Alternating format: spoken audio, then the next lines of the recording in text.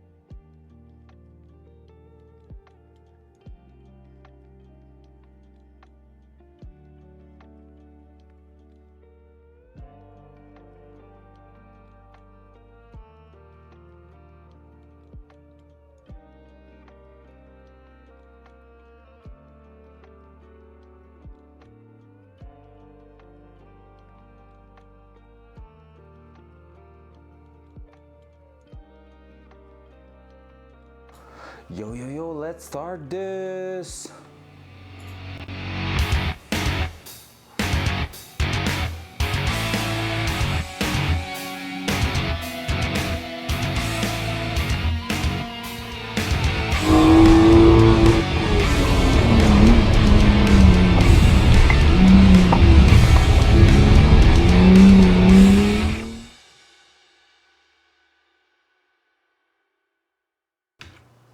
Hello, good morning. Let's go. What's up, Rack? Hey, what's up, Micah?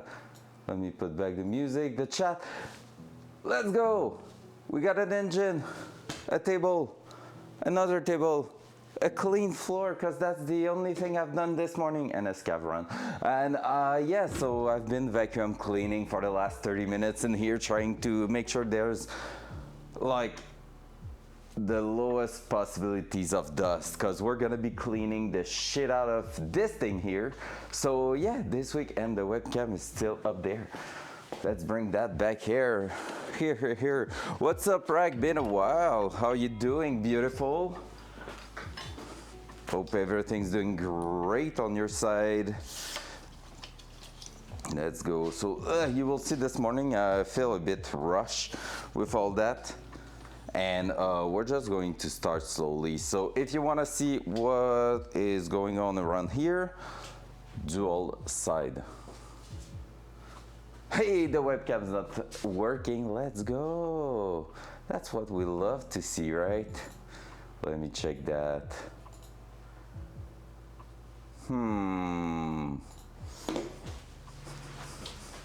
I feel like it's the USB extension that is getting damaged over time.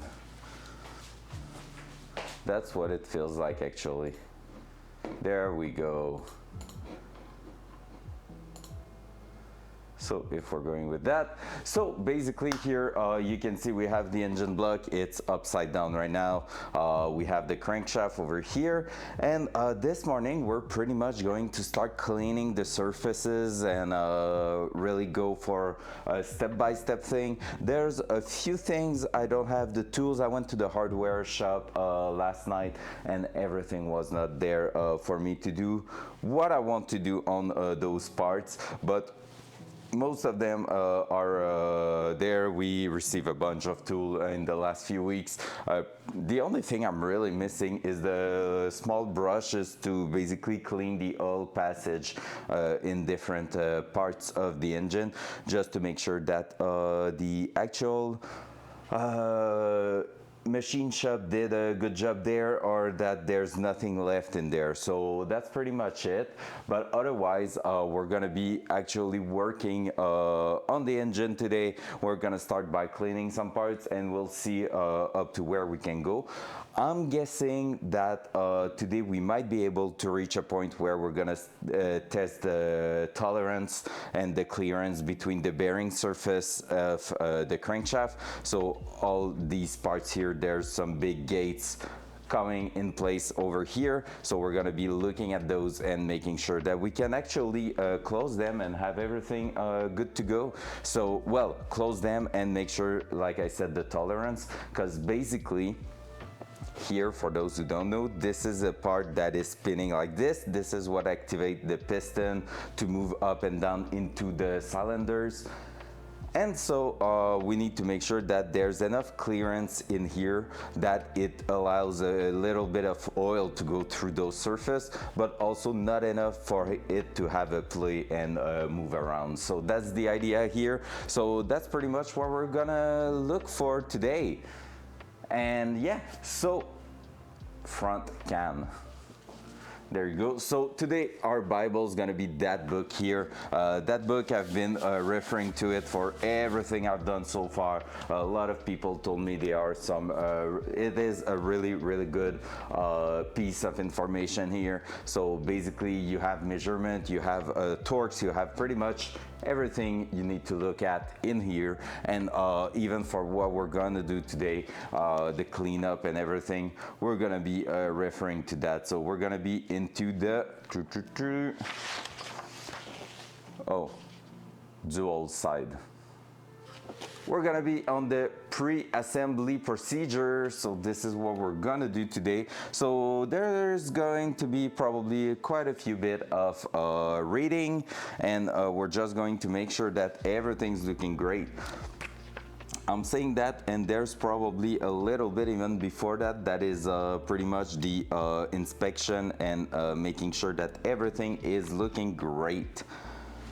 So that being said, like I said, basically what I just ordered this morning out of Amazon should be there tomorrow. It's those kind of brushes. So this is going to help us clear some oil gallery.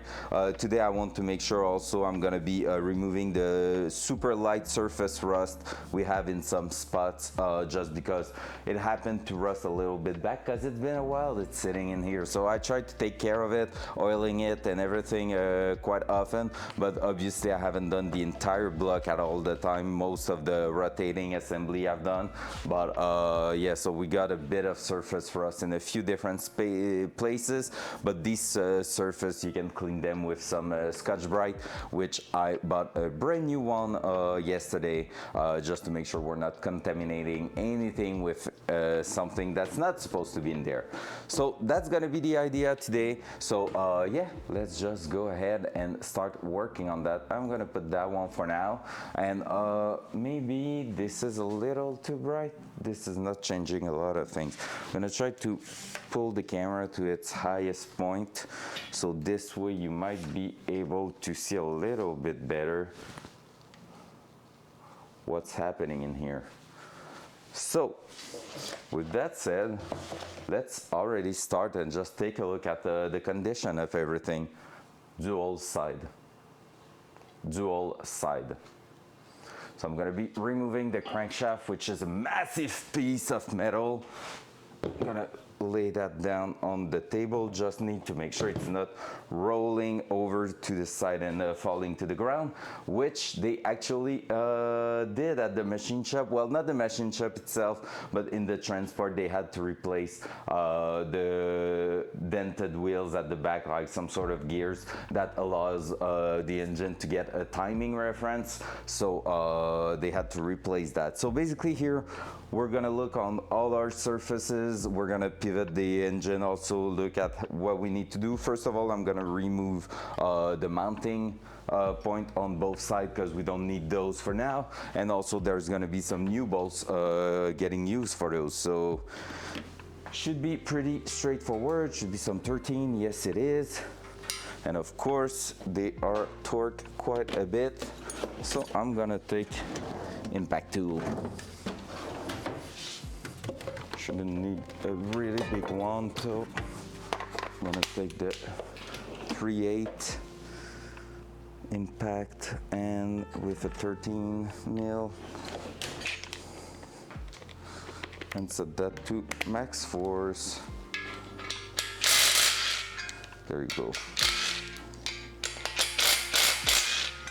There you go, and there's that one that is Allen key. As you can tell, there's 3 bolts similar and one that is different. The reason for that is pretty simple. Basically, it exists a mounting on those blocks that is a 3-point and one that is a 4-point. This one is a 4-point, and I pretty much, or what came with another set of mounting actually was a 3-point, so I ordered the wrong thing but used the bolts anyways. That's pretty much what happened. That's not the right one, that's the right one. So we're gonna make sure to not crash that on the ground. There we go, so that's one mounting point removed. Oh my god, this morning the vacuum cleaning, it did such a good job on the floor. Like, I was basically seeing a big difference between where I went and where I didn't clean yet, and this is the exact reason why I was doing that. It was basically because I wanted to make sure we won't have a lot of dust moving around and going to the engine. Bye. So these bolts, we shouldn't be using them anymore. I'm supposed to have a set of brand new black bolts that gonna look even better.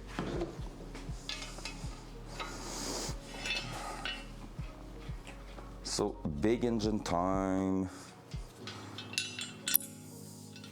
It's crazy to think that 2 years ago, I was like a year and a half pretty much ago. 2 years ago, no, yeah, at least 2 years ago, I was dismantling this engine that was a 200,000 kilometers engine block. It went to the machine shop, they checked everything. Everything is in great condition in there, so it's gonna be quite a cool thing to work on. I can see some schmutz at the bottom there, so we're gonna make sure we are cleaning everything for that. But yeah, so basically here we have removed that. We're gonna be able to flip it around, so I'm gonna remove the safety lock and just go ahead. There's a clip existing where I basically did that, but the engine wasn't centered properly and I almost flipped it on me, and that was like I almost threw myself to the ground with it. That was so bad. So same here. We can see we have bolts. I'm gonna remove those, put that into a small crate. These are the bolts for the top valley field cover. We're not going to put that in it for now, just because first we have a lot of work to do before that, and also we're gonna use the mounting plate to throw the engine in it, which is a mounting plate going on top. So at this point, we're just going to remove everything, remove the gasket, and see how's the surface doing. We can see a bit of corrosion there. Overall, the head gasket surface stayed pretty clean, which I'm happy with. A little bit more corrosion on this side than the other side, but it's super, super light, so it shouldn't be a problem. Nothing that the Scotch-Brite cannot handle, so should be pretty good there. So there we go.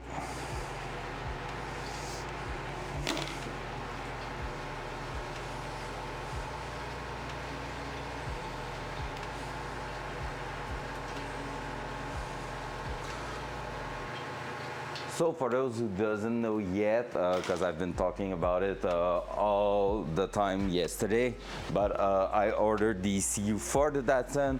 It's a pre-order actually, so it's not going to be here anytime soon, but in March it should be shipped and delivered.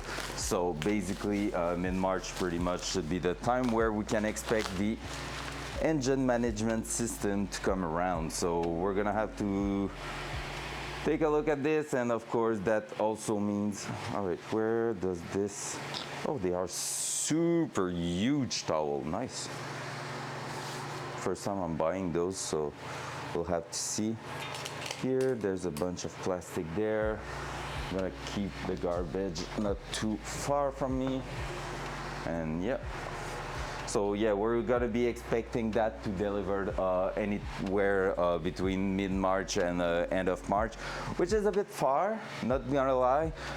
But at the same time, I know that it is not too bad, because we have still a lot of things to do on the car, let's be honest. So that also means it's gonna give us time to assemble the engine, put it in the car, and then work on everything else, like the exhaust system, cooling system, and all those things. So that's gonna be a big deal. All right, so this towel I'm gonna need to take care because it's losing a bit of fiber in there. So we're gonna make sure we're not using that too much. Here we are, engine block. If you want to see a little bit more, here are 4 cylinders. You can see the surface has been resurfaced to make it super clean, super smooth. Bit of rust happening here and there. We're gonna be painting the engine block to give protection against rust once we have done the pre-assembling procedure. It's hot in here, holy crap.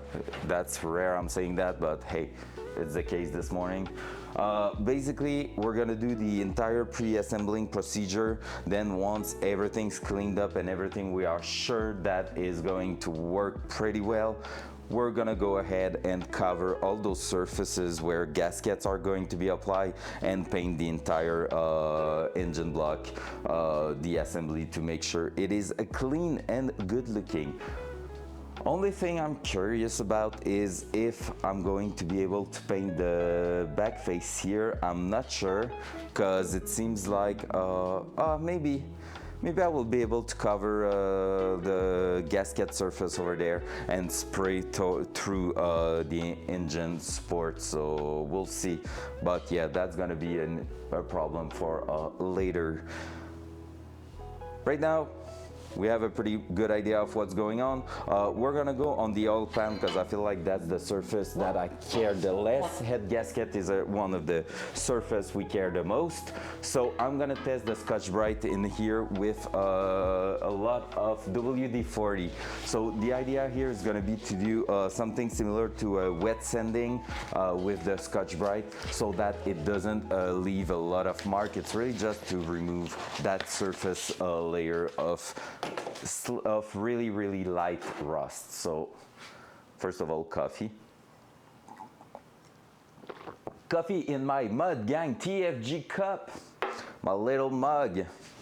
So that's pretty cool. I love it so much. So WD-40 multi-purpose lubricant, that's what we're going to use. So that's a water repellent also, and we're gonna just use that to spray the top surface here and basically sand it, more scratching it because Scotch-Brite is not really sanding. So we're just going to use that to make sure we are having a really good surface. I might cut the Scotch-Brite actually to have a smaller piece. That's gonna help us a lot. There you go, scissors over here.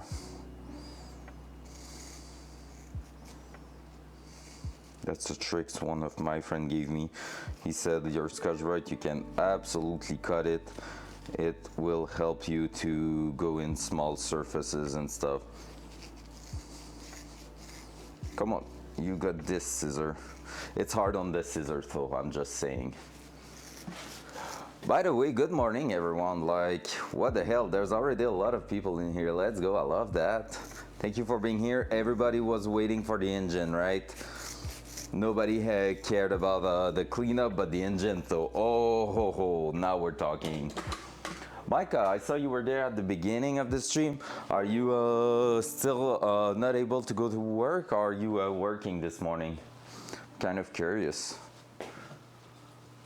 Less Vinto, more engine. Wow. Rude. So I'm gonna soak, just like I will do with basically a sanding stone or something. I'm gonna soak a little bit the Scotch-Brite, then I'm gonna apply a shitload of that on top here. I also bought some degreaser to remove that when we're gonna be applying gaskets and stuff. But there we go. So you can see it's pretty much removing the rust surface. I got stuck on my road. Work told me to stay. It's freezing rain again. Holy crap, man. That's insane. So you're gonna be able to grind some tank battery today. Haha. If you know what I mean. There we go. So basically we're going to be removing the rust on the main surface. Don't know if you can see it properly. I'm guessing so, but there we go.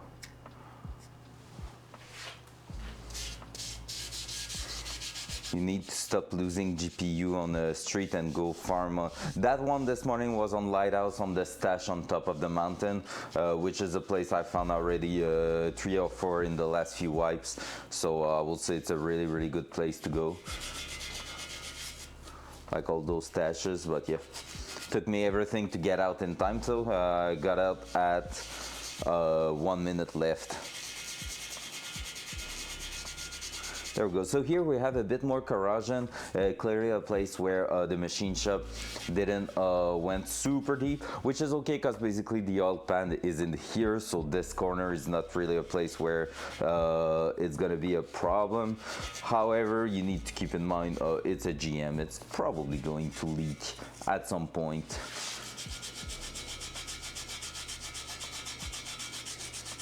So I'm gonna try to really just clean up the surface there. There you go. And then I'm gonna take a clean rag and just go on top of that and remove the amount of lubricant I added there.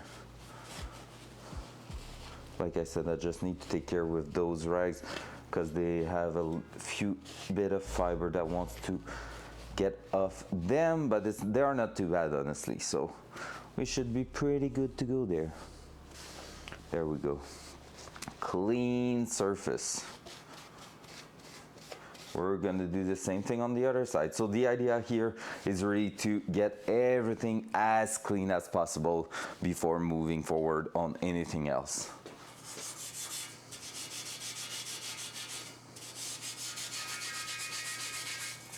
We might even do a big part of the engine block actually this morning, because I see that it helps quite a lot. It's really easy to get access to that with the Scotch-Brite and remove most of the surface rust that got created in the last few months.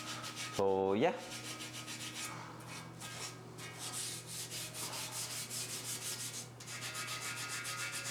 It's funny, after everyone left last night, Micah, I went on and did a solo PMC to try to complete a few quests.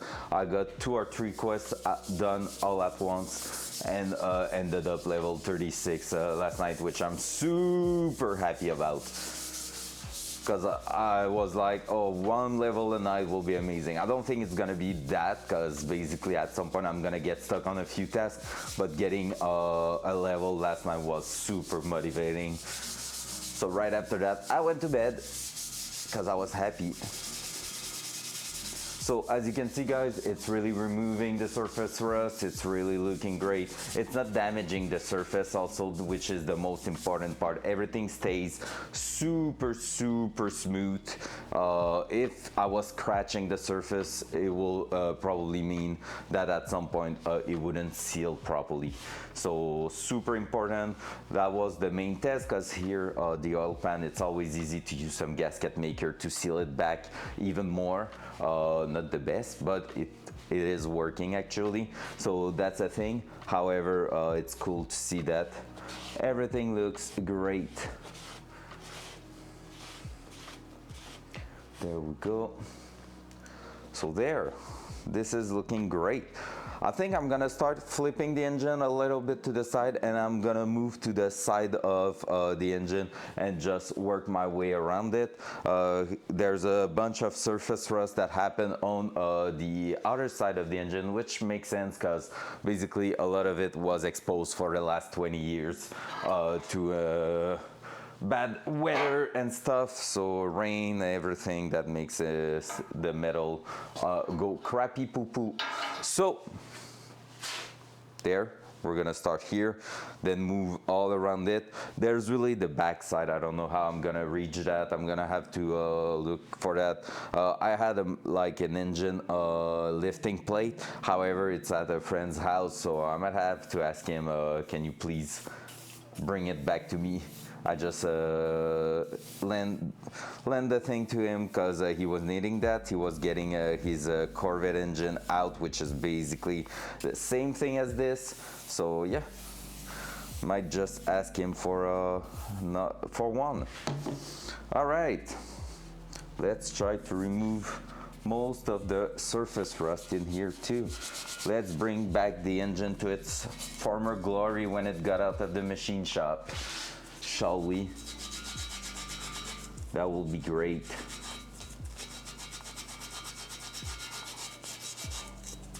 Just removing that orange color, that will help so much to know that we're gonna be able to paint it and not see the rust coming through it right after that.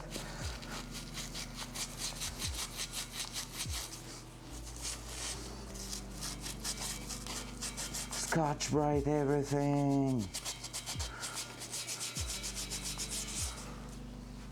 I could have put some gloves, I think, because I don't think WD-40 is really good for my hand.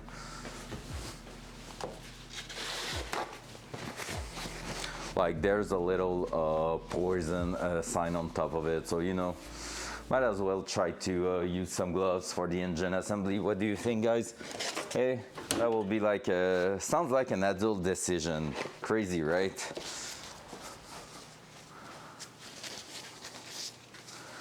Let's do that. probably going to go through a bunch of gloves through the entire assembly, but yeah.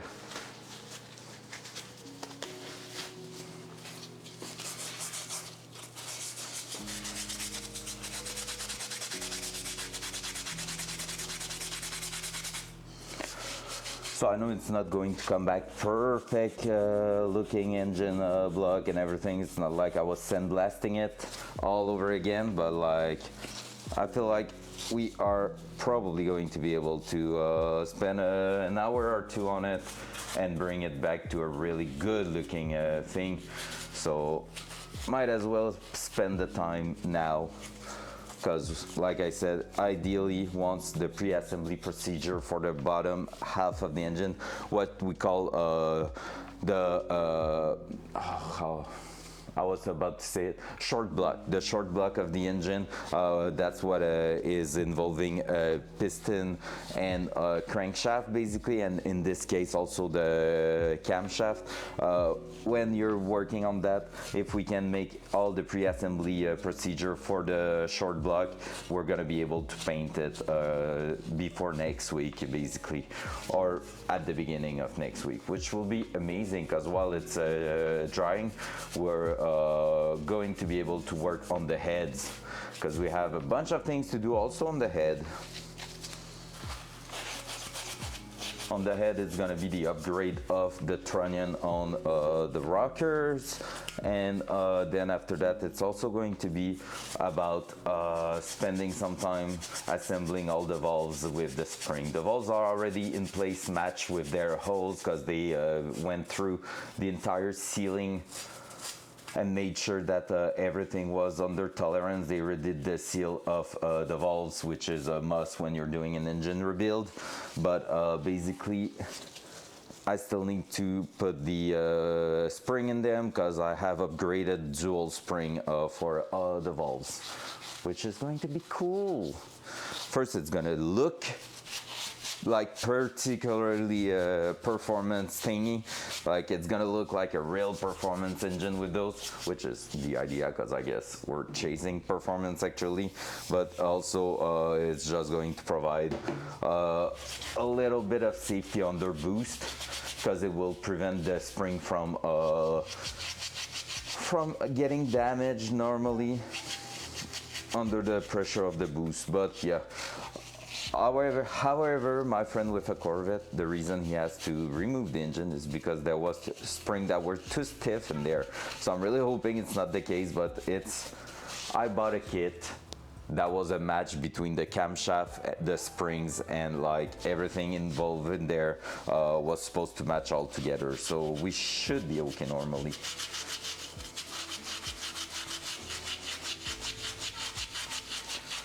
Yep, those corners are going to take forever.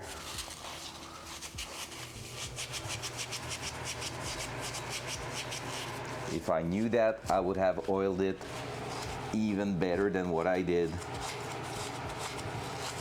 But I didn't think far enough.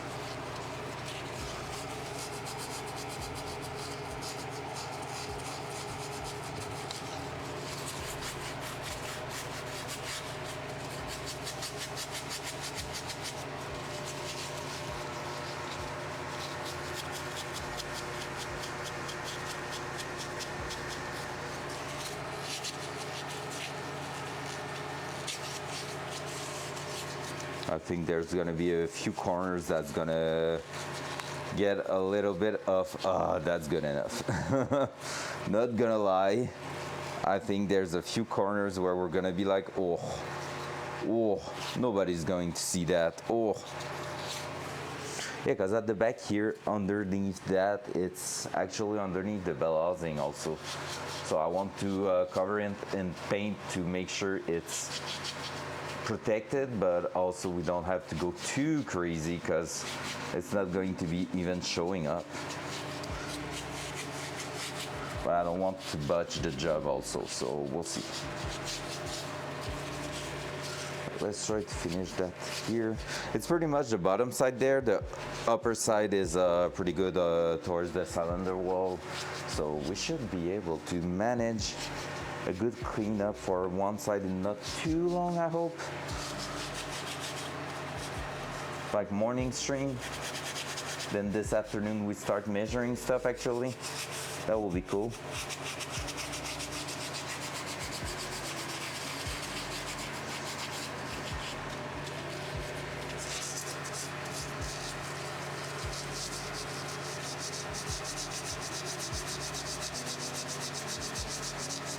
There's also some holes and parts that I don't even know what they are doing. Right now I can't remember. It's gonna be during the assembly that I'm gonna find out again, I guess.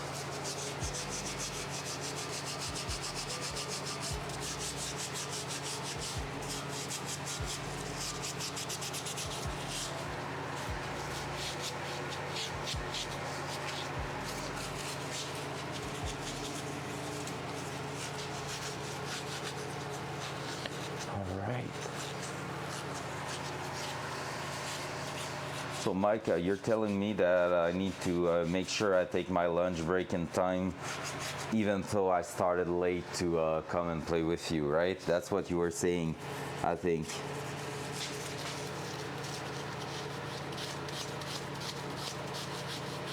So this is not a big deal right there.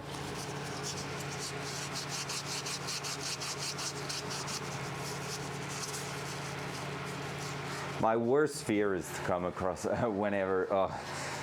I need to work on that. And tonight I have like a supper at freaking 7 that will probably last at least 2 hours. So I won't be out of that until 9 because it's like basically the committee with like the General Assembly for the racing club I'm on. And since I'm vice president, well, you guessed it, I have some obligation over there. And also we are choosing our new president tonight because the old one is not going to present himself again. So he's not running for presidency again this year. It's a 2-year contract basically, and after his 2 years, he was like, I've done everything I could have done, and now my life has changed, because basically he had a lot of things happening in his personal life in the meantime. So he's like, I think now it's time for someone else. I think of it, but I won't be giving my name for the post. I want to stay vice president, but I don't want to go to the president part, because I don't want to be dealing like racetrack and stuff, calling everybody, arguing for price and stuff like that. I hate that so much. So I'm like, yeah, nah, pass. Title sounds cool, but the job itself, nah. Not for me. Yo, that's actually looking not bad at all. We're getting some progression. Gonna remove a bit of the WD-40 in it. And then we're gonna keep grinding so we can see already a good difference between those two. Let me maybe send you a little bit to the side. You're gonna see that even better from here. Like so.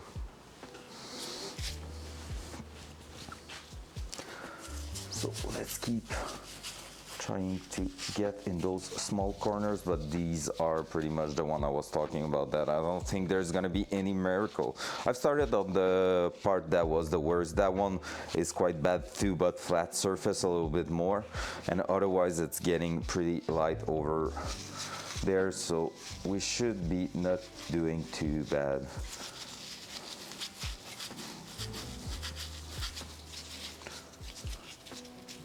I think we're gonna be spending way more time on this side than when we move to the other.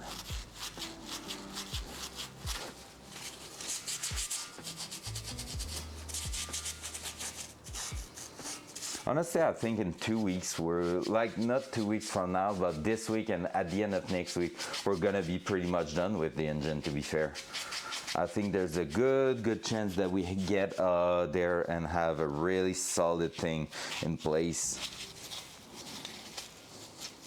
I can't wait to see that thing with the intake manifold on. knowing that at first it's not even going to be on when we throw the engine in place in the car, because that's something I need to put after I've dropped the engine in place. But holy crap, it's gonna look good at it with that aluminum intake manifold and stuff. That's gonna be like the cherry on top. Oh.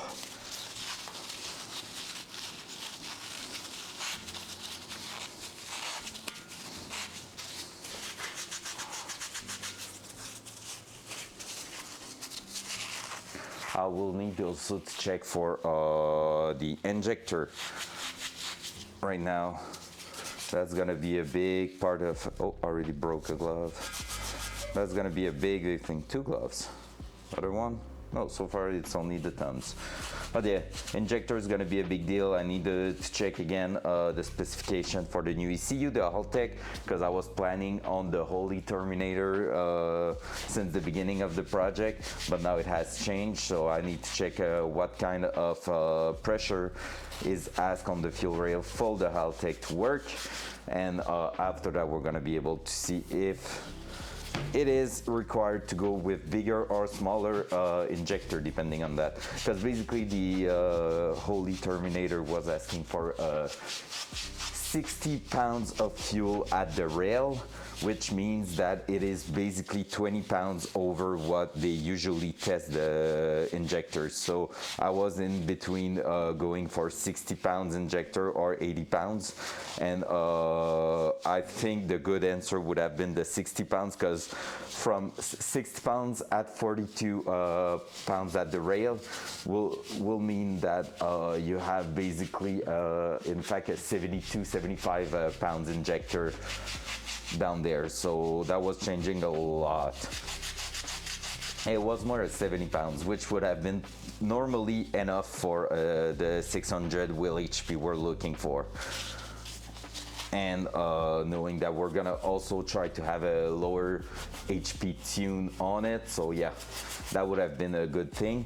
But basically now with the Haltech, I don't know what is the fuel pressure I need to run, and that might change the decision, because I think I need to get close to the 80 pounds without necessarily reaching it. For the injector, having like an injector that pulls 80 pounds will be perfect for what we're looking for.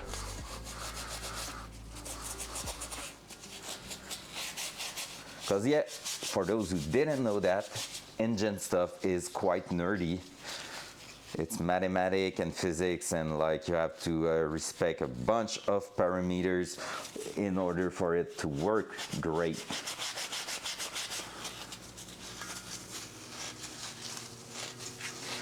My worst fear is to do a little mistake in what we're doing right now, like not that cleaning, but like when we're gonna assemble the engine. If I make a mistake, it could cost the engine itself. So that will be the worst thing. At this point, I will put the project on hold, work a bunch of overtime, and buy a crate engine, I think. Because basically everything's gonna be ready to accept a 6.2 Corvette engine or something like that in the car, which will be just crazy good. And just the bare block with no accessories will work. We'll save a bunch of money, but it's still $10,000, so I don't want to be spending that, to be fair.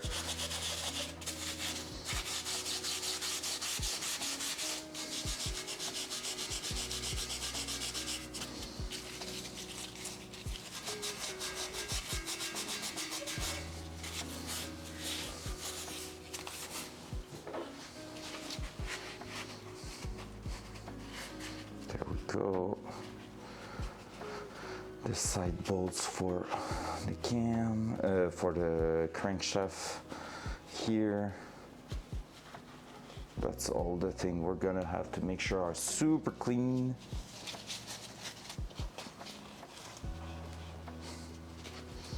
Because these are going to hold everything in place. That's really better. It's not perfect, but it's definitely better. So that's gonna be how it's gonna look like. We gained a lot of the iron back in here, because this is basically cast iron, by the way. It's a heavy engine, but like that's suiting even better for boost, because they hold more pressure in there. So I'm gonna do the little corner here, then we're gonna move towards that side here, and we're gonna go to the front, well, the back of the engine technically, but yeah, front of the cam.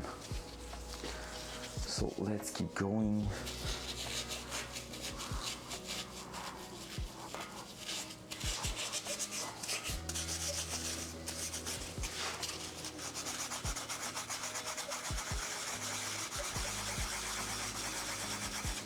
Yeah, having the engine in the car is gonna also be the perfect moment to test the exhaust manifold, because we need that in the car to know how we're gonna make the exhaust manifold fit through the entire accessories and stuff like that.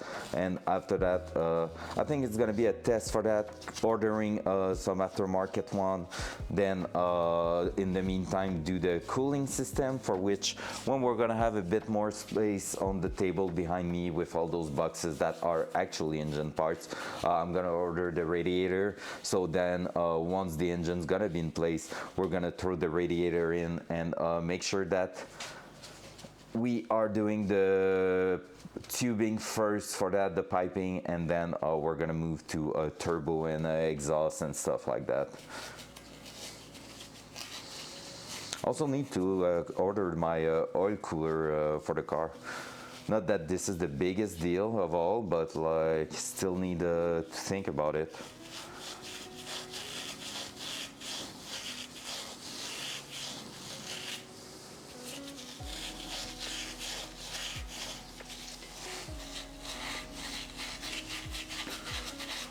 Right, these corners are done.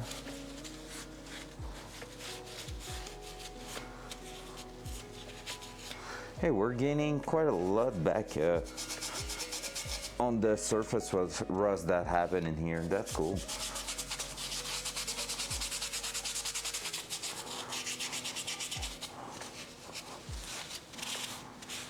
Yep, it's looking quite great compared to what it was. Lovely, I love it. Cool, let's keep going on here.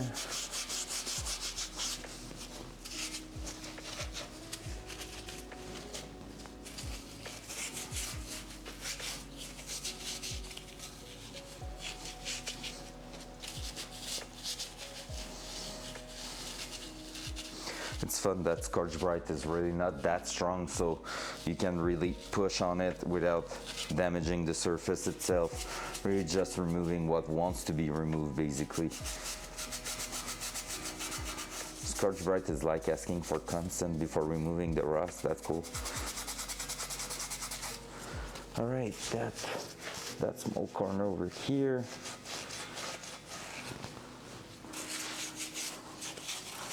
And the inner side there.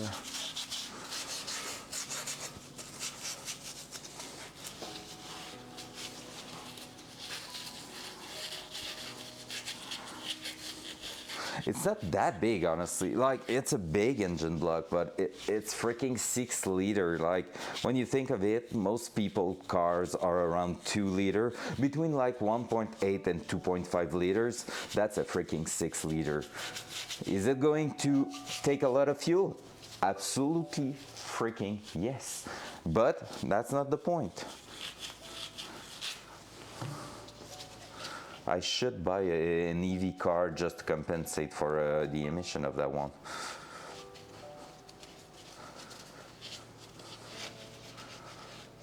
This stream is not environment friendly.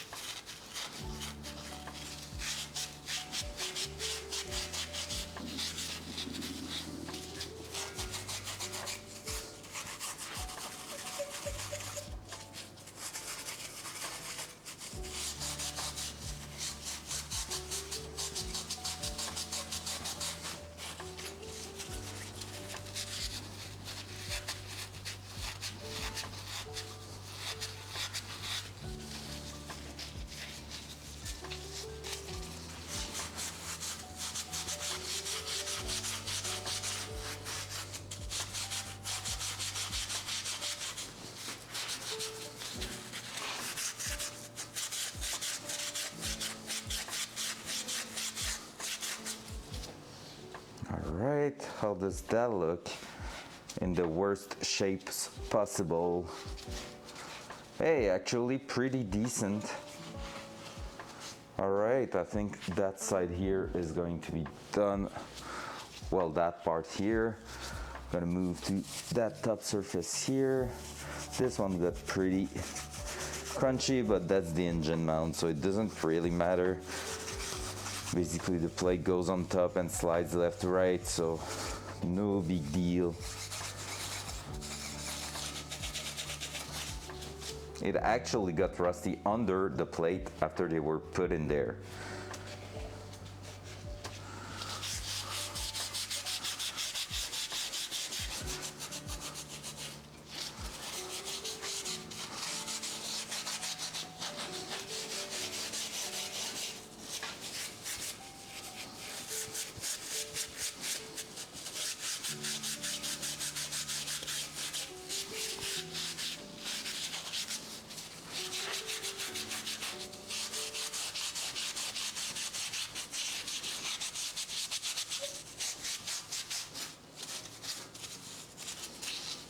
So, engine's gonna be in by lunch, right? Everybody believes. Lol. Not a chance.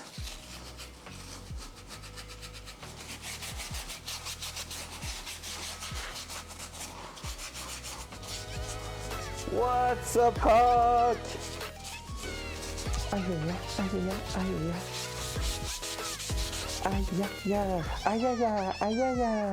Good morning.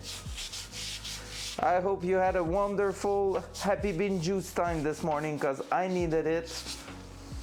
Maybe because I've played one or two more scrubbing off the rust. Yeah, the surface rust that happened because it took me forever to start assembling that engine, so I haven't painted, so it started rusting again when it was all super good looking when it got out of the shop. Well, so we're gonna be scrubbing the surface rust for now, and then after that we're gonna be doing the pre-assembly procedure to make sure everything's fitting. And once the pre-assembly procedure is gonna be done, we're painting those surface that's towards the outside, so it's gonna be all good. We're painting that actually that color here, so we're just gonna have a paint that's looking like natural iron, natural aluminum. So I think it's actually natural aluminum look to make it look like the expensive version of that engine, which is not what we have. Big brain. If you're not rich, just fake it until you make it. That's the idea. But yeah, no, so basically we're just going to be applying a bit of paint. I thought about putting it black because I thought it would look cool to have a black bottom engine block, but basically the only reason I'm not going to is because if we have oil leak somewhere, it's gonna show up more if we are actually having that silver, because you're gonna see the dark spot, and then it can mean, hey, take a look at this, because that's a GM engine, so it's gonna leak at some point for sure. And at this point we're gonna have to choose, are we looking into it, or are we doing like, nah, that's fine. Yeah, exactly. Seeing the fluid leak is quite cool, because it's not cool when it happens, but it's cool when you can actually see where it's coming from and say, oh, that's cool, no big deal, because this is my style a little bit. All right, I think I'm gonna need a new pair of gloves eventually. 2 fingers on one side are carried up.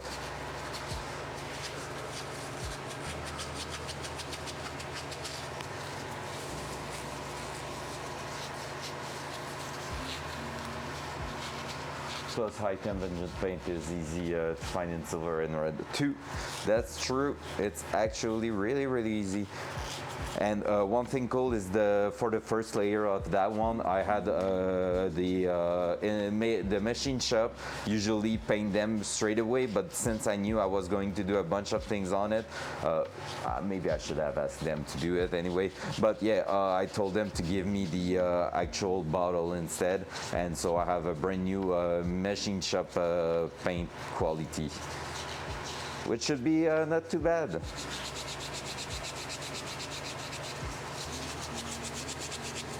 So for the first layer, I should have a really good product.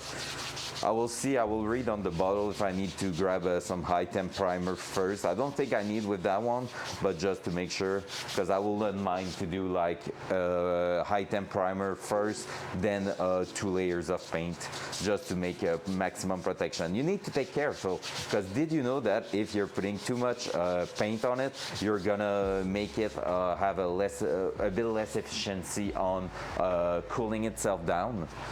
Because yes, you have like the cooling system to do that, but basically there's also the way it's designed. Basically, when you look here, you see the shape of the cylinder, right?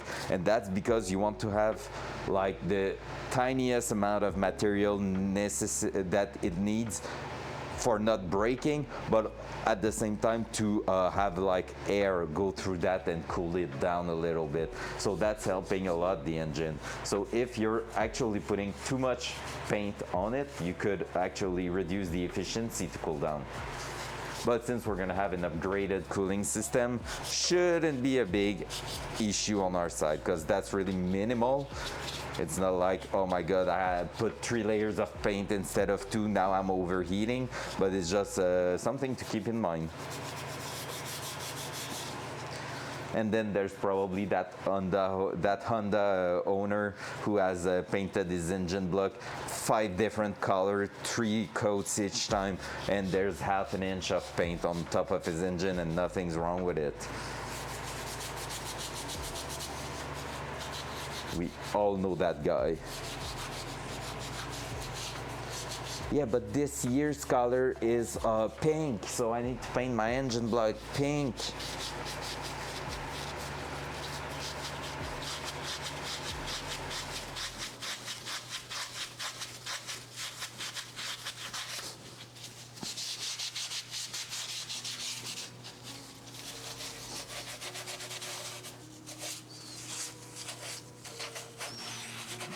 That surface here is going to be important because that's a big sensor that goes in there. So we're gonna try to clean it up as much as possible.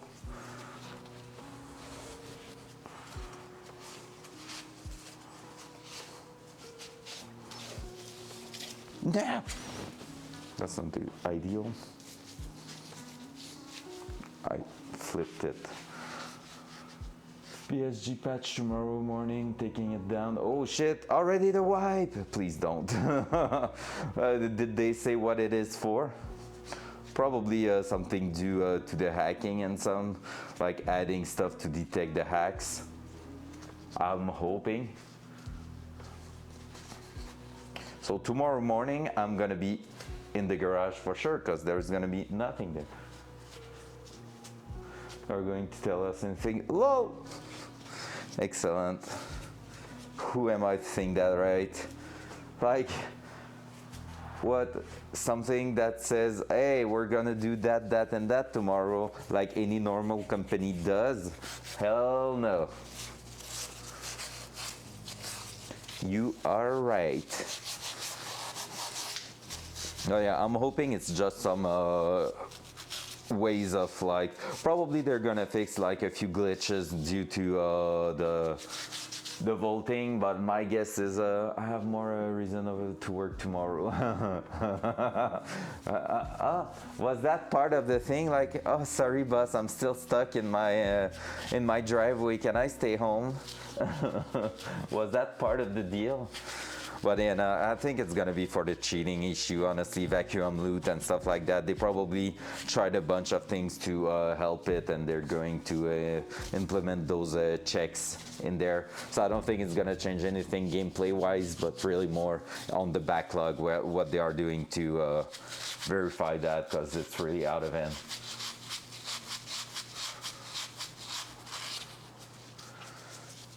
Yeah, I wouldn't hope too much for plates and stuff, but probably, yeah, probably like the hacking and some, like you said, the mark room and stuff.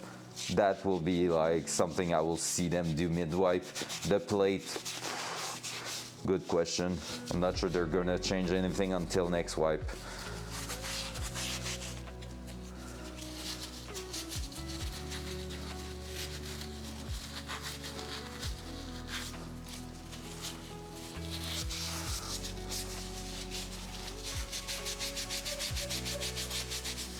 All right, we're going pretty quickly over that part here. That's cool.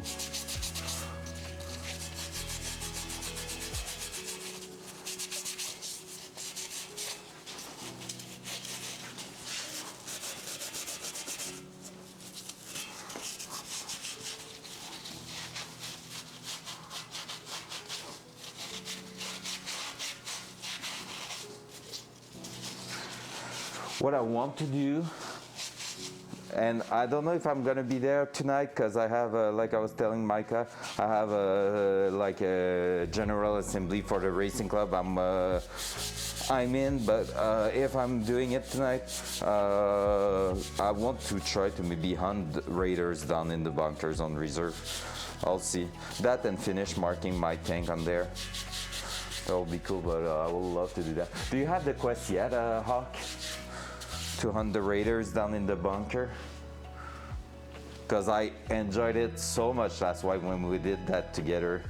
It was so cool. Yay! Because I want to do that with you. I want to basically hunt down and lose kits down there.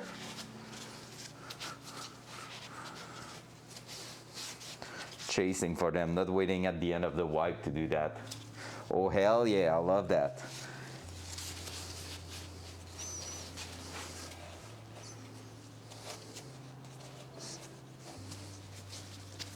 Because I just need 2 more. That other night when we played and went down there with Flump for your, I think it was for your quest actually, at the, that raid where I team killed Lump, I killed 3 of them, so I'm needing just 2 of them, which is pretty cool.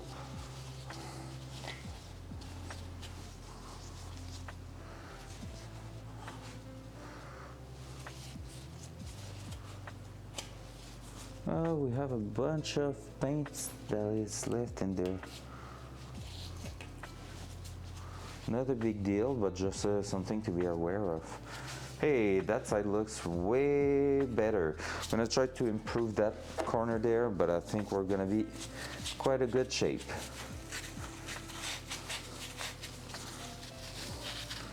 Those really tight corners, we cannot really do miracle in them, but otherwise, paint should be sticking to the surface.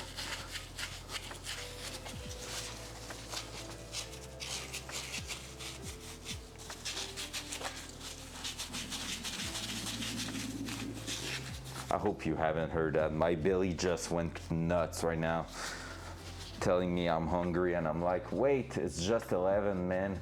Calm the hell down. We're on stream working, no time to eat. So this is good. The bottom there doesn't seem too bad.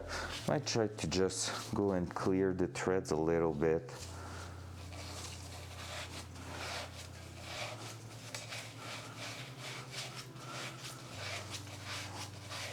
Just don't want to be putting schmutz at the bottom of the engine actually, so we're gonna take care of that. There we go.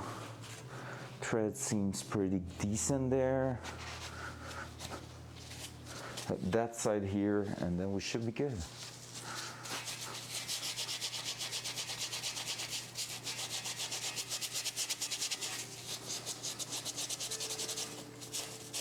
So yep, this morning I think it's gonna be about going all around the engine, doing that, let it dry during the lunchtime, maybe applying a small amount of brake cleaner to just degrease it a little bit.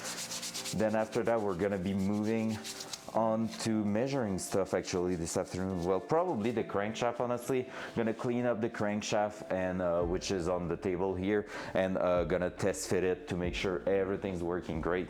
Gonna change that one. The towel's getting really dirty. I want to make sure I'm staying clean.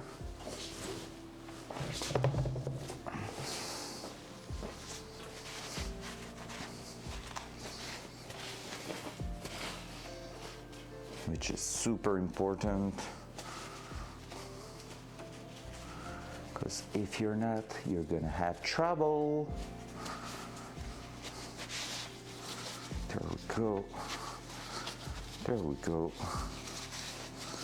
We're gonna have a bunch of parts to order for the sensors, but that's all the things we can add after once the engine is done assembling also, so it's no big deal. There we go. So really it's in better condition than it was when we first started. Do you need a comparison of what it was looking like? We can go to the other side and okay, bye, and actually look at the other side here. So it was more looking like that. This one is a bit less intense, to be fair, so that's no big deal so far. So maybe not the best example there. All right, so I'm gonna bring it back, do the head gasket surface first. But before that, let me change my gloves. And that's why it went through. We're in an angle there. That. New gloves. Then part of the surface here. I think the back of it might be done later when we're gonna be putting the bell housing on it for the transmission actually. We'll see. In fact, we're probably going to bolt the transmission, the bell housing to the transmission and then move it to the table. We'll see, but yeah. So, if we keep going here.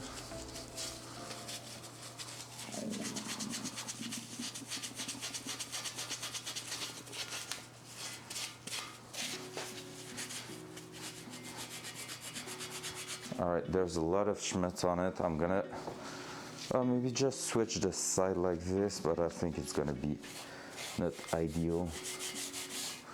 Yeah, I think I need to use a new part of the Scotch-Brite just to make sure we're staying clean. I'm gonna use the entire pad actually.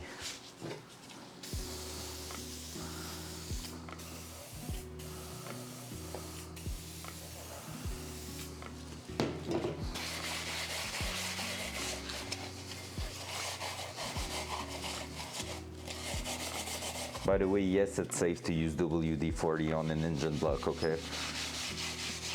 I've seen people doing even crazier stuff than that, but yeah, WD-40 is really, really soft on those kind of material. And if there's some WD-40 left in some places down there, it's gonna be merging with the engine oil on the first start, and it's gonna be all Gucci. Here. So we're pretty much just removing any bad spot that seems to be corroded a little bit. The idea is to not damage the surface because this is the most important seal on our entire engine. This is where the explosion happened. So basically, if you were to damage that, you could have the head gasket blow off, and if it's blowing up, you're pretty much screwed.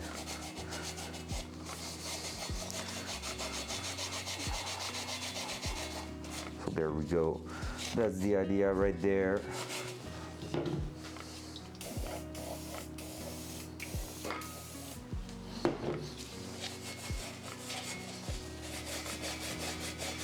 So anywhere where I see a touch of corrosion on the sides of the oil passage and coolant passage, I'm gonna be going through that. For those who don't know, these here are actually the coolant passage. So your cooling system is filling those. So basically, as you can see, it makes that it makes some cooling liquid going, some cooling fluid going around the cylinder. So this is heating a lot. This is taking the heat out of them. So that's the idea there, and that's why a cooling system is so important, because they are surrounding the cylinder and helping it keep it cooled and make sure you're not damaging the engine or seizing it actually. So that's super, super, super important. So there we go. Just going to finish removing that.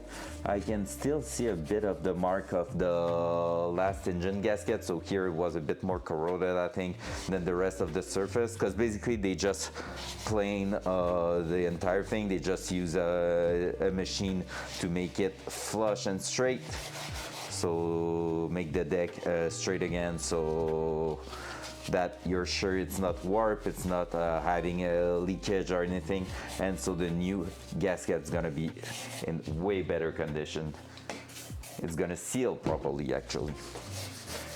And the new gasket, speaking of that, is a Performance 7 layers gasket. So it's a really thick one, really thick unit that's gonna help prevent some head gasket blowing up due to the turbo pressure.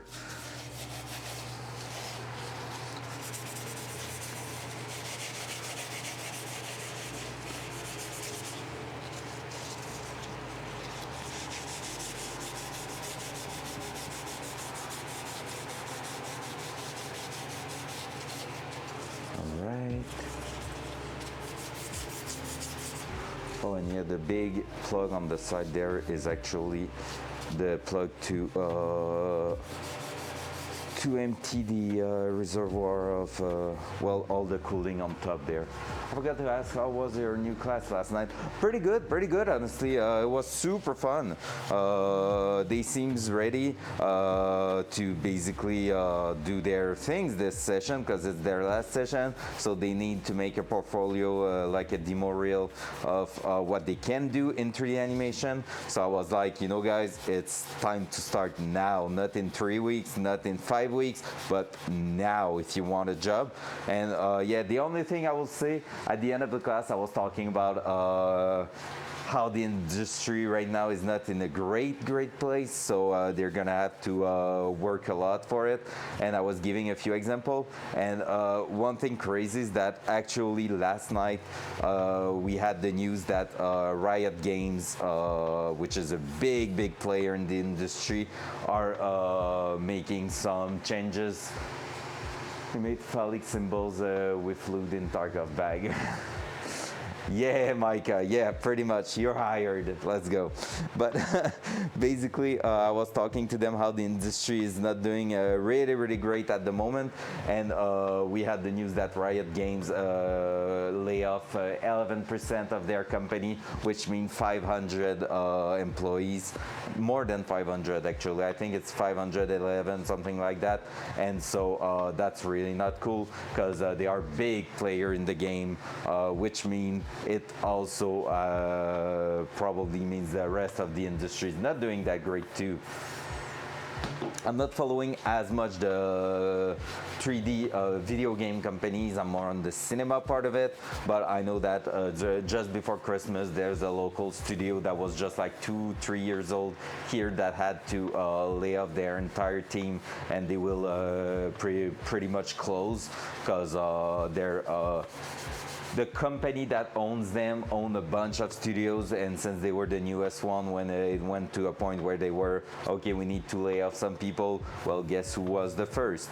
So of course it was them. So yeah, it's part of the game. I mean, we're in an industry where it's pretty much divertisement. I don't know how you say that, but pretty much the layoff in the tech sector has been pretty rough in the Pacific Northwest, which isn't good, because most of the big companies are based here. Yeah, exactly. And like, here it's not just tech for us, it's a lot about a lot about the economical situation, stuff like that, and like, you know, people paying Netflix, Amazon and stuff like that, and depending on that, it changed a lot on our market. There was also the writers' strike in Hollywood that put a huge pause on a lot of projects, so all that together makes it harder. It's a lot like oil and gas work. It feasts our famine at times, especially with 1099 and independent. Yeah, exactly. Pretty much. That's the idea. There's up, there's downs. It's normal. Like, honestly, doing what I'm doing now is the best moment I could have decided to do that. To be fair, just because actually we are. I'm in a position where it will be a bit hard to find a new job right now, and so deciding to have a project in the meantime was pretty much a really good idea. But I'm looking forward for when I'm gonna be looking for a job. One thing though, it's not going to be that hard. They might not even ask, why did you take a 1-year break? They might just go like, you suffered from that too, and I will be like, yes and no.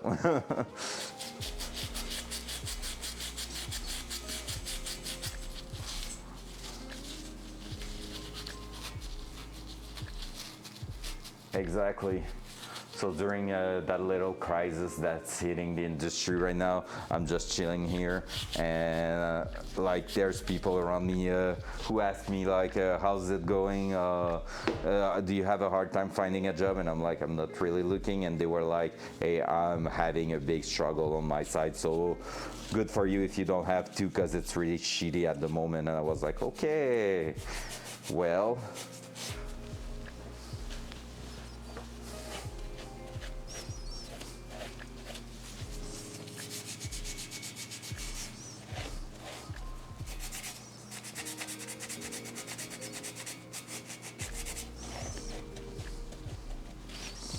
Alright, that's looking pretty decent. We might have to put a bit of air through that, but should be pretty good. There you go. On that side at least it looks good. There's a thing I was looking at and I'm like, oh, am I touching that or not? Let me look.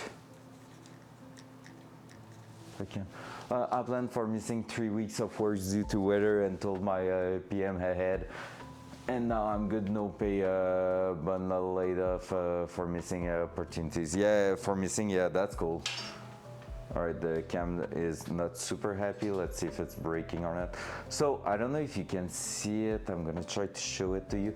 But basically at the bottom there, in between those two holes, there's like a bit of metal that is from the casting. And part of me would like to remove that so bad because it seems so thin and everything and not smooth compared to, for example, that one there. And there's like just those two that has some. And I'm really thinking I'm gonna take a plier and see if I can pull that out, because it's legit just a bit of cast metal material. Dremel will do also. I will just start with a plier to see if I can like tear it apart. But legit, I'm looking at it. I've seen it the first time I opened the engine and I'm like, oh, I just feel like it will be eventually, yeah. I just destroyed part of it. I need to make sure I'm not damaging anything, but yeah, I think Dremel will be a good idea. I will just need to make sure I'm cleaning that up pretty well after. Actually, you know what? I'm gonna use that little metal thingy I had, if I can find them again. I think I put them over here maybe. Hey, where did I put that? With some hose and clamps, so I vacuum out all the. That's so cool. That's a really good idea. Big brain. Oh, it's there. I could probably go with those. With a drill. I'm gonna try that. and go slowly, making sure I'm not damaging anything else, but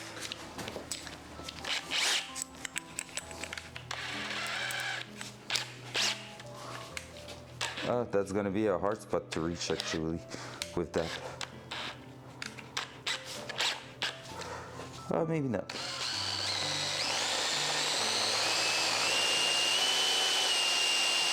Yeah, it's removing itself so easily.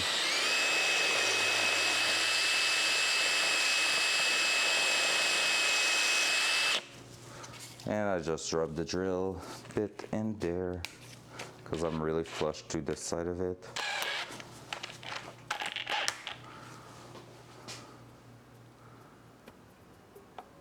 Yeah, exactly, that's what I'm gonna do basically.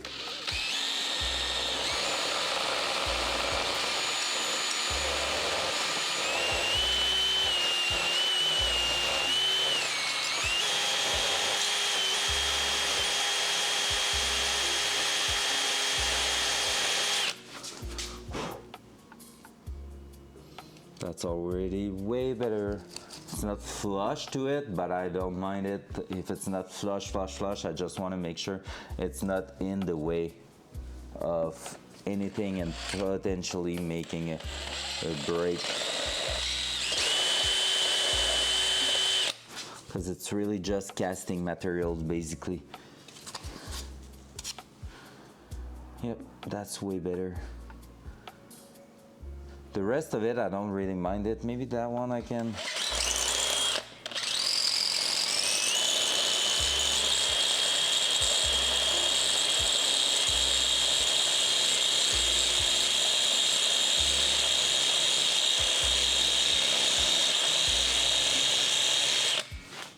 Grind it a little bit like this, and there we go.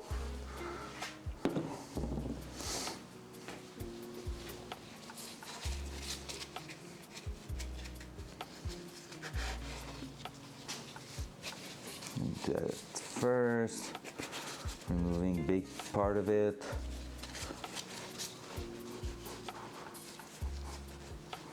Because one thing you need to make sure is that you're not pushing that somewhere it needs to be stay out of with the air.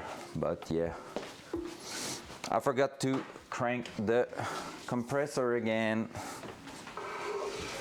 It's starting to get a usual thing, I will say. There we go. Do I have long enough? Almost. So I'm gonna take the nozzle for that. We're gonna just go ahead and spray a bit of air in there.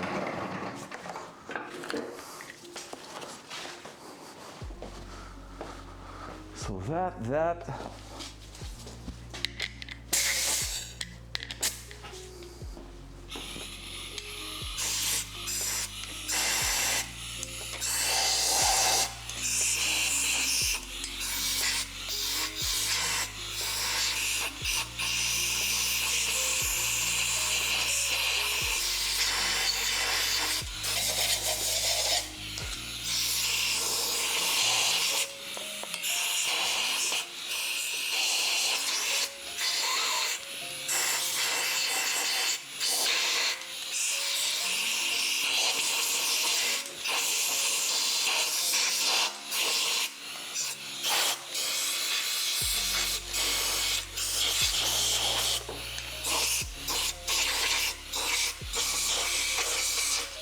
There you go.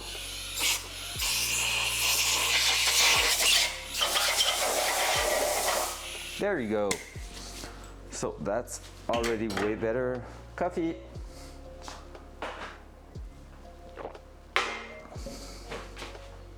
So from now, this is looking better. I'm happy with it. Oh, we have a bit of frost in the inner side there. We're gonna try to reach that.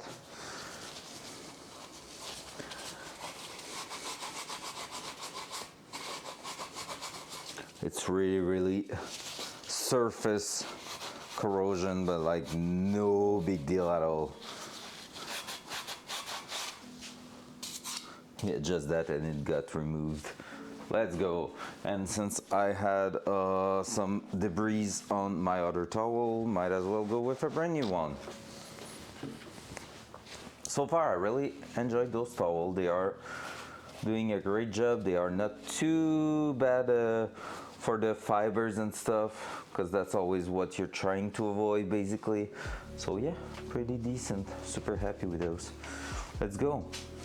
All right, now with that said, I'm gonna do a light surface one here, just because I can see our cylinder are not really clean right now. There's a bit of debris and dust in there, so I'm gonna be super gentle with it, but I'm gonna be basically just brushing the surface a little bit, knowing that they have been owned, which mean there was some like there's always a cross pattern inside a cylinder to help the oil stick to the surface. So we're just going to brush a little bit the upper edge here where the ring normally don't go at all, and then we're gonna be super gently cleaning the surface there, and we're gonna also make sure after that we have no debris left in the area. I can see particles and stuff, so we're gonna be super we're gonna detail them really well basically. So not now, but later on at some point we're gonna do that.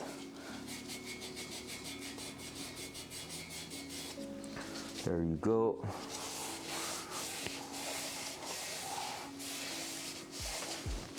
So right now I'm just removing the top surface, because like the higher part of it, just because I saw there was a bit of schmutz and corrosion, but really nothing that dig into the surface, which is the most important. These needs to be clean. You don't have a double chance with those.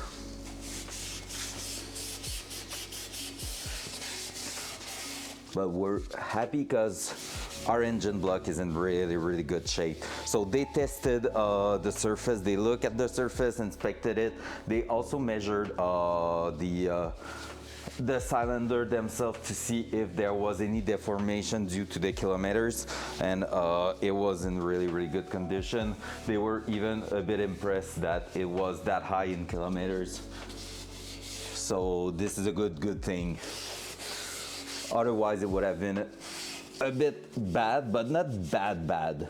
Just like if they were like, oh yeah, it's an engine with some experience, that will have mean maybe not put like a few $1,000s in part in it for now. Just test it first, but that one was in good enough condition to start with some decent parts.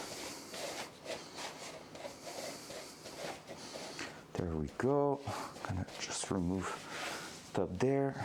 See, they are filthy, and that's no bueno, but we're gonna remove just the big part of that for now, and then after that we're gonna be moving on to the other side, because basically we're gonna be coming back to those when we're gonna do the piston ring. We're gonna clean them up really good once we're gonna be on piston rings.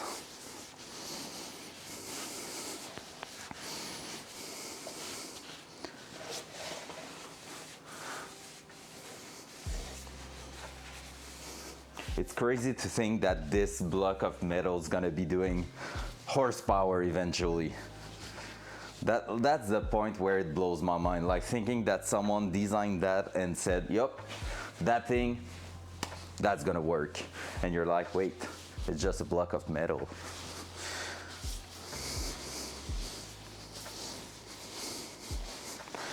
All right, there we are. So I haven't scratched the top surface there, that's good.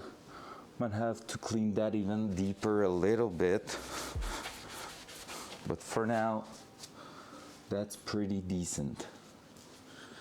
The honing's still there, no big corrosion. We should be good. Might just try, because there's a bit of that I don't like.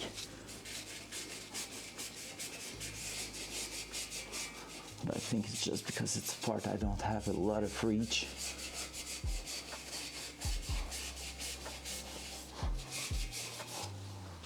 There we go. Nicole.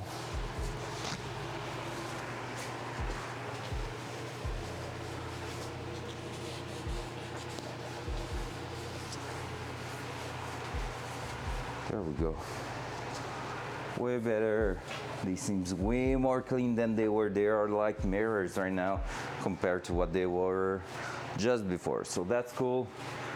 Let's move to the top of the engine. So I will be able to keep that one because we're not going back into cylinders for now.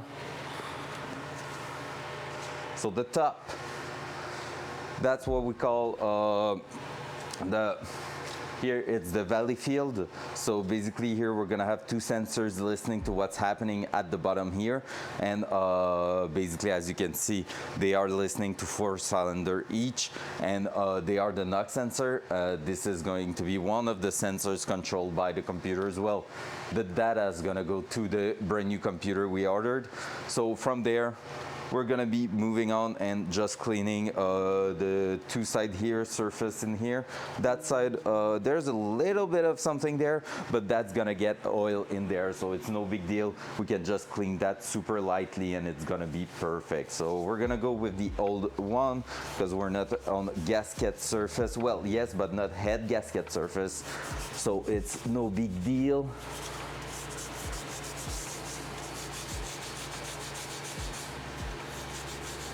But as you can see, we are mating with the other gasket. So head gasket on top here and valley field gasket on top here. So that's the idea.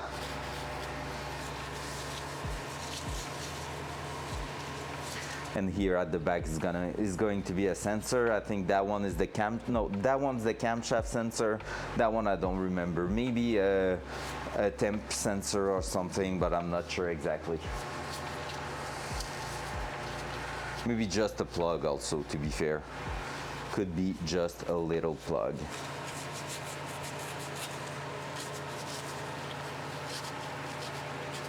Then we're gonna have to clean up the entire crank. And from there, that's gonna be the good thing because we're gonna go back onto some brand new parts after that because most of the parts we are using, and not true, there's the piston and stuff, but they did clean them up. So we're gonna do a light cleanup only.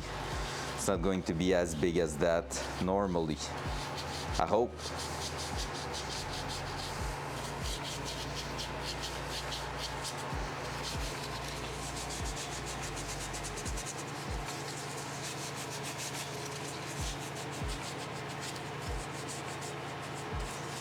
There we go, so that surface clean. Like I said, I'm just going to do quickly that one. Yeah, the casting in here is a bit terrible, honestly. That's something with a Dremel I would love to clean, but I don't know if I can do it or if I'm making some parts a bit too tiny, so I won't risk it, but yeah.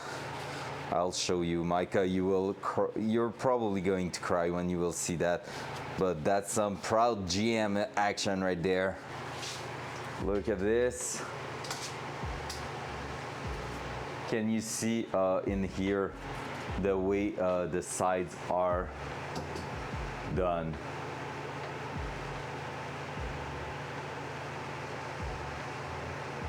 The sides are so bad. Whoops. I broke the cam.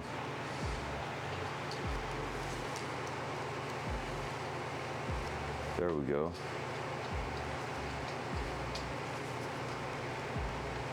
Yeah, just GM things. Like this is something that I feel like, hey, using a Dremel, I could make that like everything smooth, but I don't want to go too far. First engine build, it was working for 200,000 kilometers this way. I will leave it like that. No way I'm taking too much time and spending like time on that when I'm not sure enough of what I'm doing. It's been working, let's leave it like this. Why would I touch something that was working? Even though we could say the same thing on a bunch of things I've done on the Datsun so far, but that's not the point.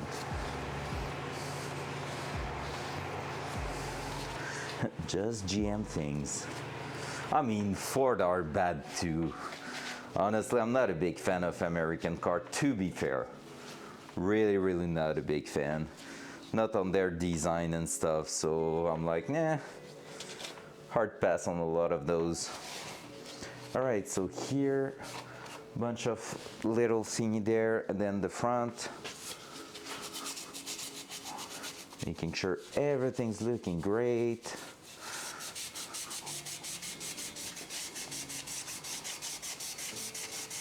So disclaimer, everyone, I'm not an engine builder, so I might be doing stupid things and I don't even know they are stupid things.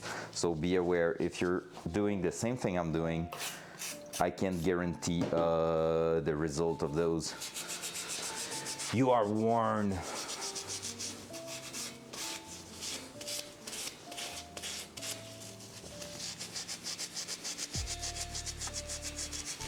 Yeah, the only reason also I'm not going with the Dremel, smoothing everything out there, is also that I don't want to have a metal residue in there. Like the block already has been washed, so I don't want to. I won't be sending that to the shop again. Like if it was a case of okay. Like I'm about to send it to them and they will put it in like what they call basically a big dishwasher to have a ultrasonic and stuff acting on it, like maybe. But now since I haven't done it before, like the cleanup, I won't be doing that for sure. It's too risky.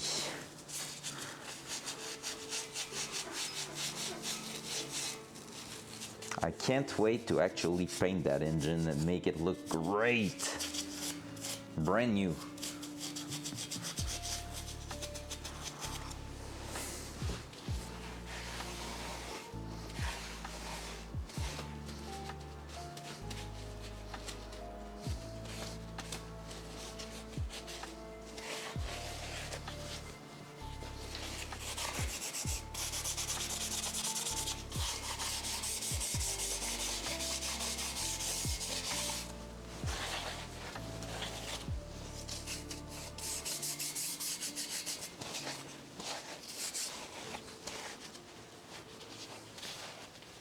There we go, way better.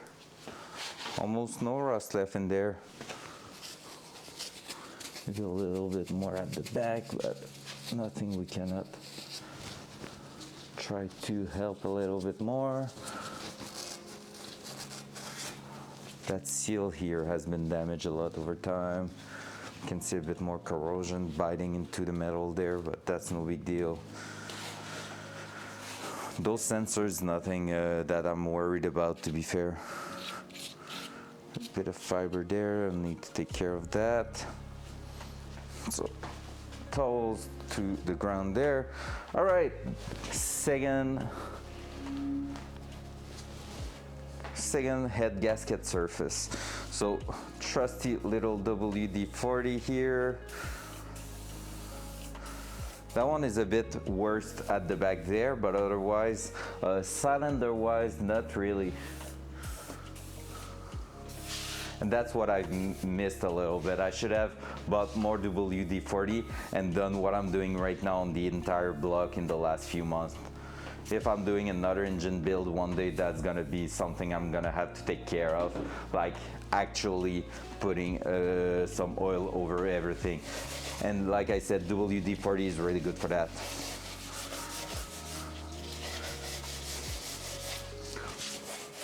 The engine builder and a lot of friends who have been doing engines in the last few years told me that you can just go ahead and use WD-40 for all those.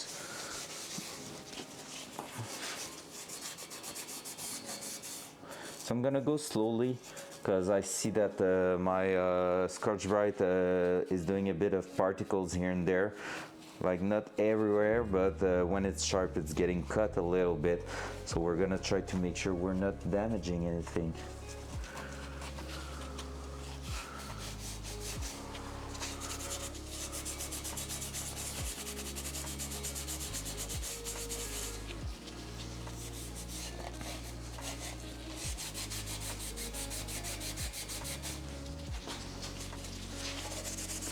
So this one was attacked a little bit more intensely with the surface rust, but it's really not bad because it's going away right there when I'm just scratching on it. So I'm gonna put a lot of lube, make sure we're doing that. Great. So yeah, that was really my fault right there. And like I said, that surface there is the most important one, because basically here the explosion's happening in there, and that surface has a gasket that prevents the explosion from spreading outside of the cylinder. So if it's not flush, if it's not in good condition, you could have a really bad time. And if the explosion happened like this, you could break in between those galleries there.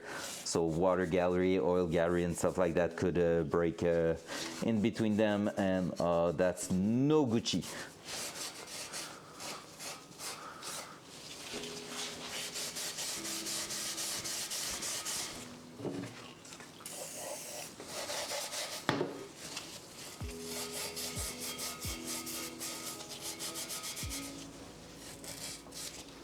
I'm losing a bit too much fiber to my taste there.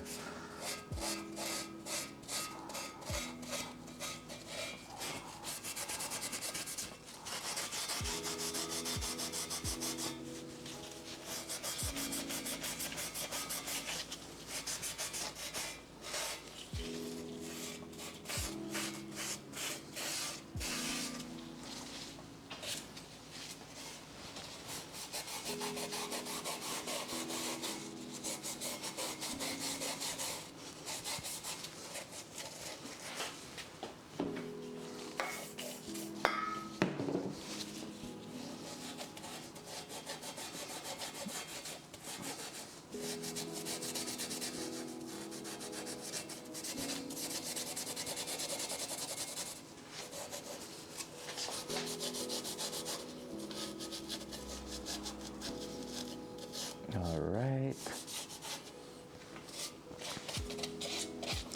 That one's done, that one's done, that one's done. Done, and get a little bit more there. Done. Done.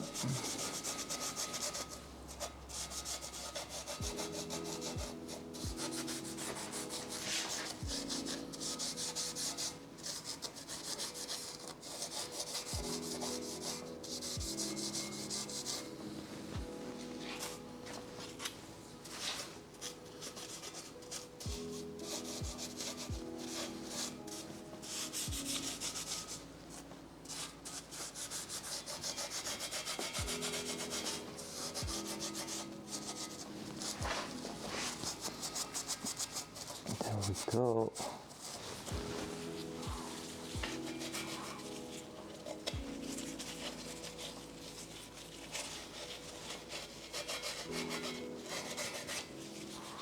I think we're doing pretty well there.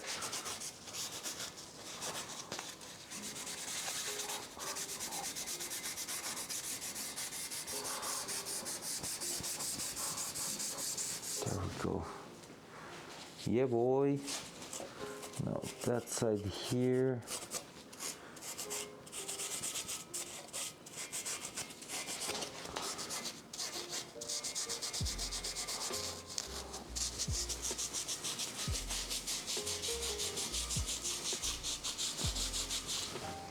All right, we're getting there.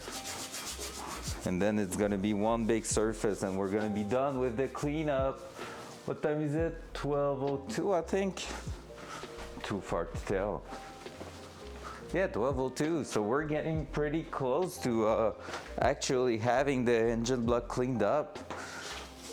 Nice.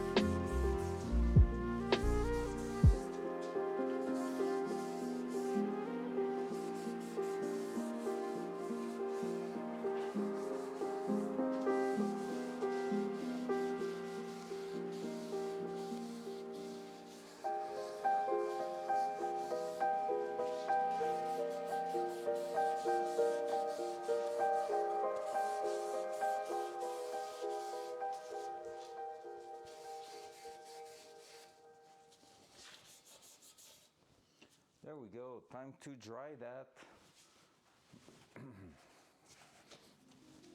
So, I'm gonna start with that.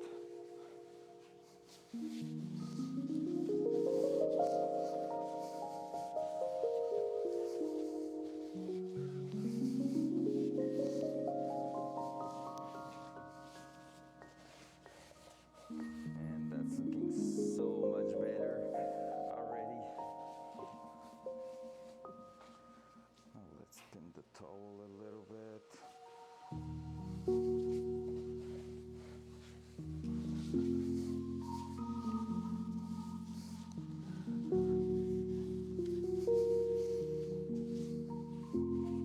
It's actually really fun to work on an engine, to be fair.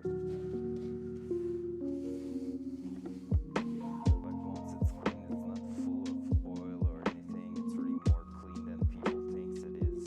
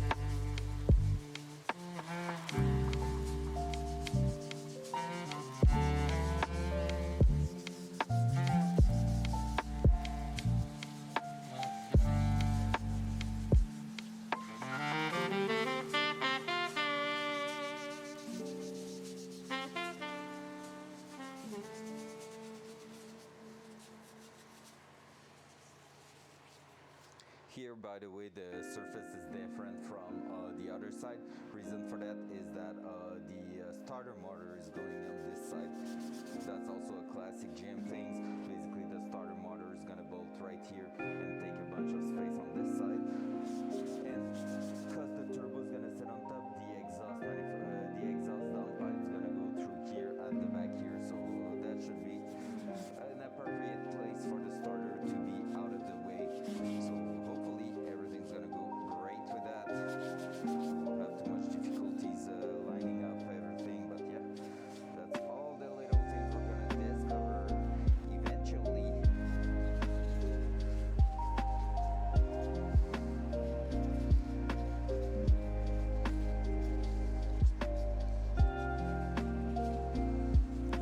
Sensor going on the side here, that's pretty damn thing to get there. So we have like basically a hole right. Wait for it. I fucked the camera. Man. Oh, we're back. So here we have like a sensor or something going in that corner there, and it's so hard to get to, and it's getting stuck in mud and stuff, in dirt, and basically I break that one when I try to remove it, I think. So that's one of them that we're gonna need to replace. Again, just GM things. Here is the oil level tube here, I think. Is it there? I just saw it before. There is the oil pressure going to that, but the oil pan level, I don't think it's that one. Where was it? I've seen it just before. Is it there? Yeah, it's there. It's on this side at the bottom. No, that's one of them. I've seen it just before. I think it has to be one of those two things here, but since there's two, I'm not sure. I think it's that one. That one is the oil dipstick coming through here. Yep, has to be. It has to be. Ooh, that back section there is not beautiful. That one got damaged a little bit more.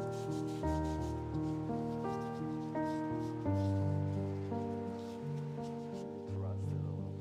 It's that one here, actually. This is the oil tube going right there, the dipstick. So these big ones, I don't know what they are for. We're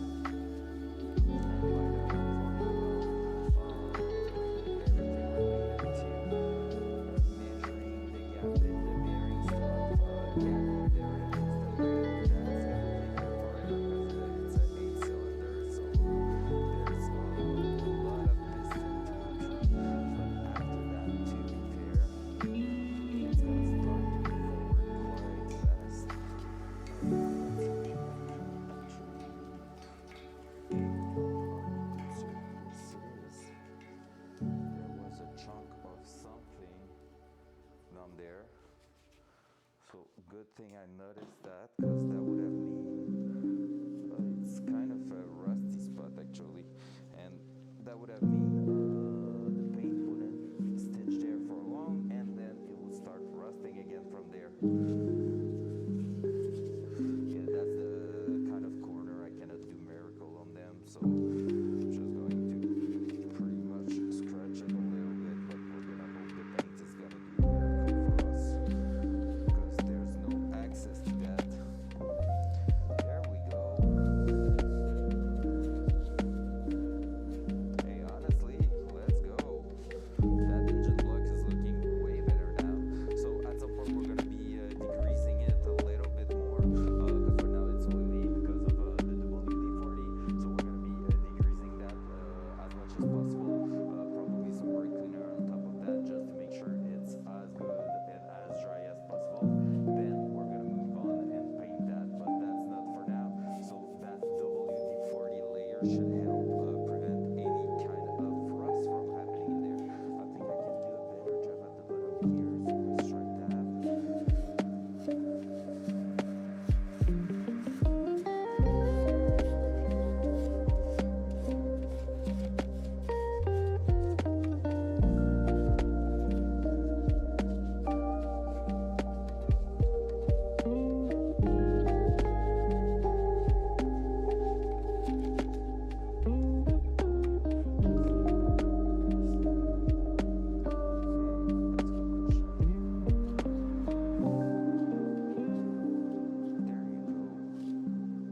Boom.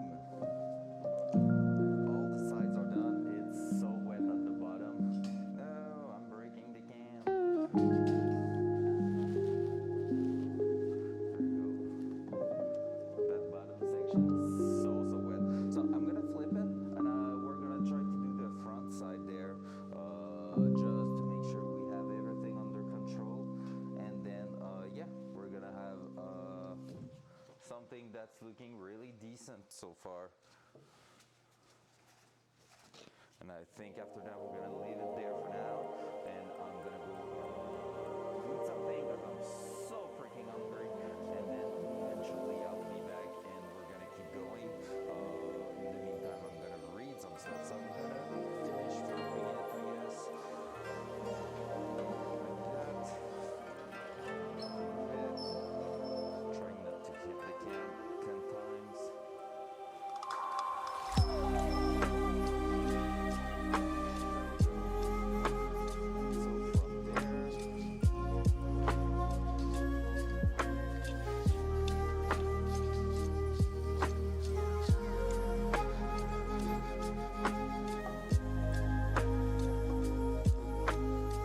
So from there, we can see one thing I need to make sure is not to touch the center here. There's gonna be a cap in there,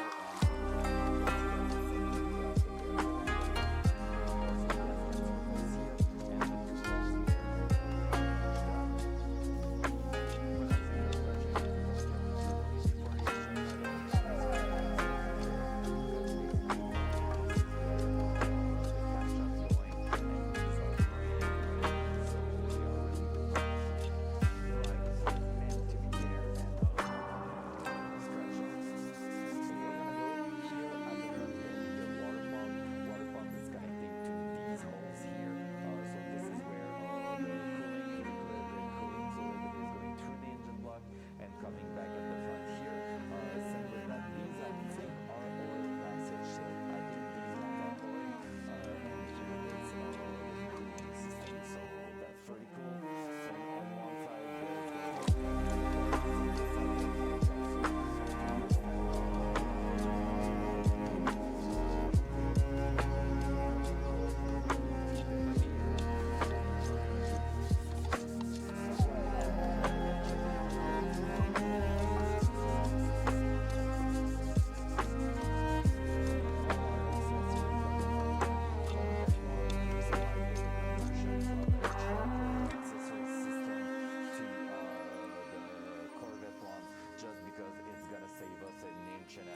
at the front, knowing that we're gonna have turbo and a lot of piping and everything. Every inches counts in there, so we're gonna take that and make sure we're having as much free space as we can get in there. As you can see, it was painted in here, so we might be throwing some paints there too. We're gonna be covering the surface basically where the gasket's going, but up to that pretty much, I can see the shape actually. So we're gonna be covering that with masking tape, but probably cutting the edge and covering just the center here so that we can paint the back side here.